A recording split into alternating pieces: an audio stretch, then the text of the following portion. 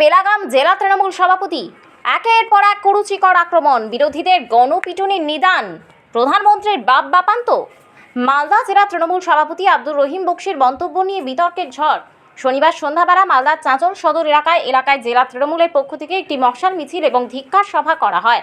মূলত এই সভার ইস্যু ছিল আরজি করের দোষীদের দ্রুত ফাঁসির দাবি, বিজেপি শাসিত রাজ্যের বাংলার পরিযায়ী শ্রমিকদের নিরাপত্তার দাবি এবং প্রধানমন্ত্রীর নিরাপত্তা দিতে ব্যর্থ, তাই তার পদত্যাগ। পাঞ্চালী কলেজ মাঠ থেকে মিছিল শুরু হওয়ার পর সমগ্র চাঁচল পরিক্রমা করে তরলতলা মোড়ে এসে শেষ হয়।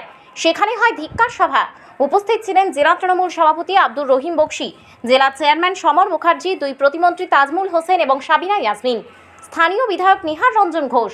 সম্প্রতি হরিশ্চন্দ্রপুরের এক পরিযায়ী শ্রমিকের মৃত্যু হয় রাজস্থানে। পরিবারের লোক অভিযোগ করে সহকর্মীরা খুন করেছে। কার্যত সেই ঘটনাকে সামনে রাখে তৃণমূল। মঞ্চে ছিল মৃত পরিযায়ী শ্রমিকের স্ত্রী এবং নাবালক সন্তানেরা। সেখান থেকেই বক্তব্য রাখতে গিয়ে রহিম বক্সি বিস্ফোরক মন্তব্য করেন। তিনি বলেন, দেশটা প্রধানমন্ত্রী নরেন্দ্র মোদীর বাবার নয়।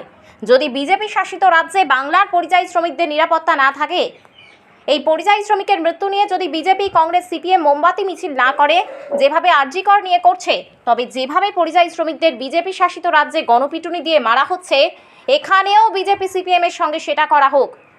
যদিও রহিম বক্সির এই মন্তব্যের পাল্টা তীব্র প্রতিক্রিয়া বিরোধীদের অভিযোগ, অমানবিক তৃণমূল সদ্য স্বামীহারা স্ত্রীকে মঞ্চে নিয়ে বসে রাজনীতি করছে। এরা আরজি করের তথ্য প্রমাণ লোপাটের সঙ্গে যুক্ত। বুঝতে পেরেছে নিজেদের বিপদ, তাই এইসব বলে নজর ঘোরানোর চেষ্টা করছে।